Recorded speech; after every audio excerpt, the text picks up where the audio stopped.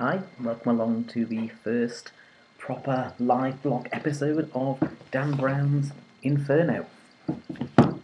We started this on Friday night, and I'm going to review in this section chapters 1 to 14.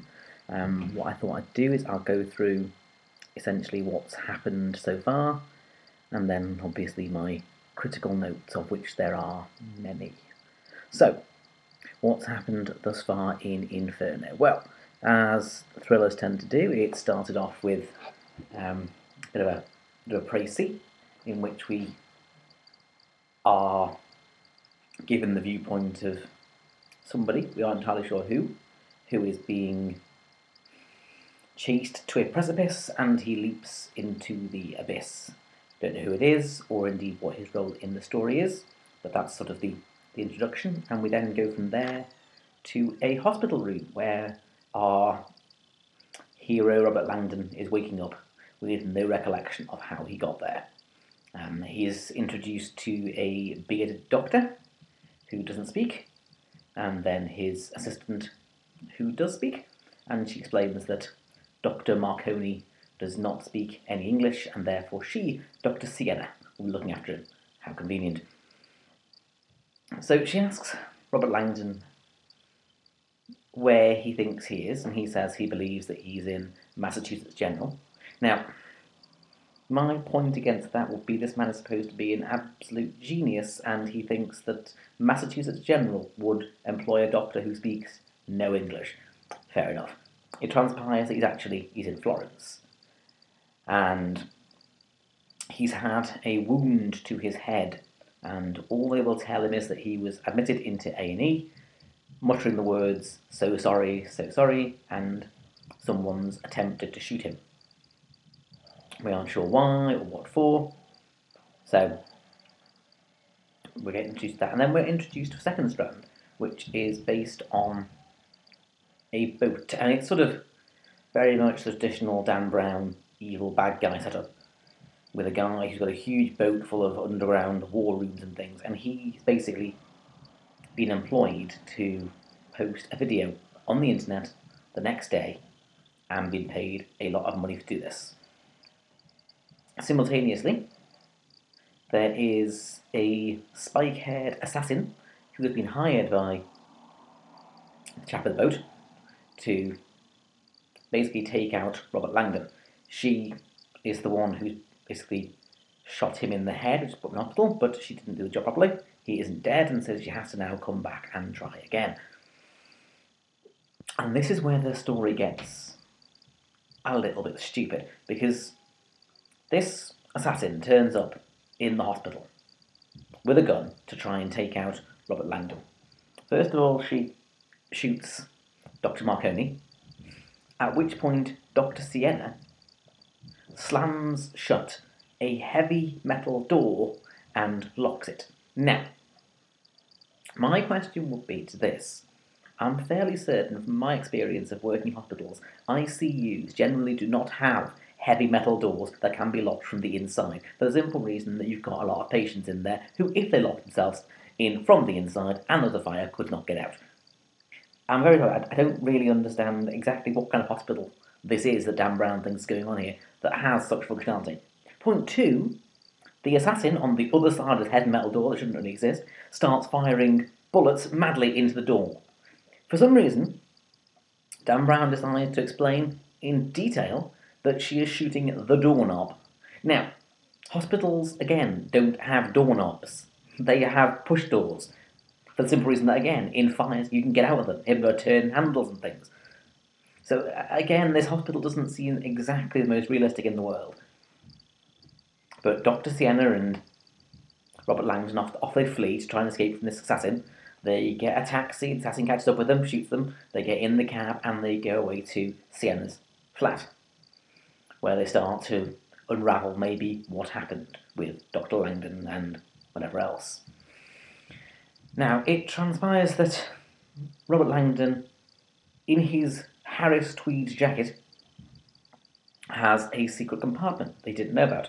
And inside this compartment is a metal biohazard symbol, like cylinder, which has a thumbprint recognition pad on it. Now, Robert Langdon says he has no idea what this is, what it's for, and it clearly isn't for him. They try his thumb, and what do you know, it is for him, it opens. And they find inside this kind of, it's almost like a codex from what I can comprehend, and various technical bits and pieces.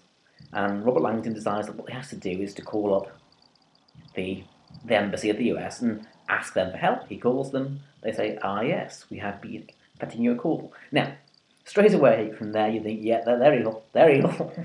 No, he just simply carries on going through and arranges to meet them.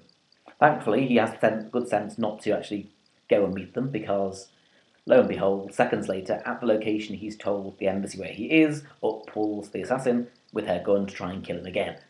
Thankfully, he isn't there, obviously, he's now with Dr. Sienna, and they realise that for some reason the US government is trying to kill Robert Langdon for whatever it is that's held within this codex. He realises that there's kind of like a beam of light coming out of it, which he projects onto a wall, and it has projected an image of Botticelli's Vision of Hell. And he now realises they are in Dante's Inferno. And that's pretty much as far as you get for the first 14 chapters of the book. Stylistically, he's got the problems that Dan Brown always basically has, which is that he really cannot comprehend what the idea is of an inner monologue, i.e. he has his characters literally every single time one person says something, the other character will internally decide they have to explain in gruesome detail exactly what the reference is. It's incredibly irritating as a trope. I mean, at one point you have Dr. Sienna making a quote, and rather than what a decent writer would do, which is if you want to bring in an obscure quote, you have your character say, and then the other person explains it. Not Dan Brown. Within Dan Brown, Sienna comes out with the quote, and Dan Brown has Robert Langdon in his head go, yes, that quote is from X person. Even worse, he gets the quote wrong, because the quote is from Robert Oppenheimer, who was obviously in charge of the first testing of nuclear bombs in the US. And basically, the quote was something about, now I am Vishnu, or something like that. Now, the issue would be that Oppenheimer, as his name suggests, is a Jew. And it seemed to me somewhat strange that you get a quote from a well-known Jew who's just done this amazing thing in which he invokes a Hindu deity. So I looked it up, and Kelsa agrees it's completely a wrong quote. It's a complete fallacy. The actual quote is very different indeed. It's, now I am death, not now I am Vishnu. Even worse, you can comprehend perhaps what's going on in Dan Brown's process here, in his thoughts, is that he's looking to try and expose in a thematic way that obviously most major religions and mythologies have a destroyer. The fact is, though, that even in Hindu mythology, Vishnu isn't the destroyer is Shiva. So I don't really comprehend exactly what he's trying to say here. Vishnu was sort of like the main creator god, and Oppenheimer wasn't creating, he was destroying. If anything, he means Shiva, he doesn't mean Vishnu. It's an utterly terrible thing to have done as a quote.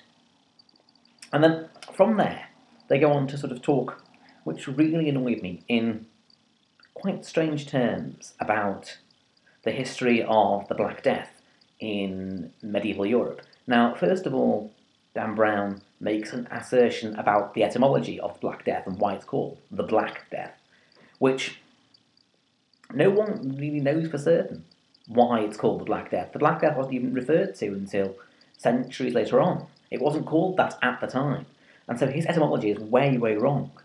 Even more bizarrely, he starts describing the uniform of a plague doctor, saying that in his visions he's seen this mask with a huge long beak, and he recognises it as being the mask of the medieval plague doctor. Now, the problem with that is that mask wasn't even invented until the 17th century. Now, 17th century may not exactly be modern, but it certainly isn't medieval. Why is he referring to it as a medieval plague doctor? Which is, it's wrong, because he's trying to now blend Dante, medieval literature, and, for some reason, the 17th century as well.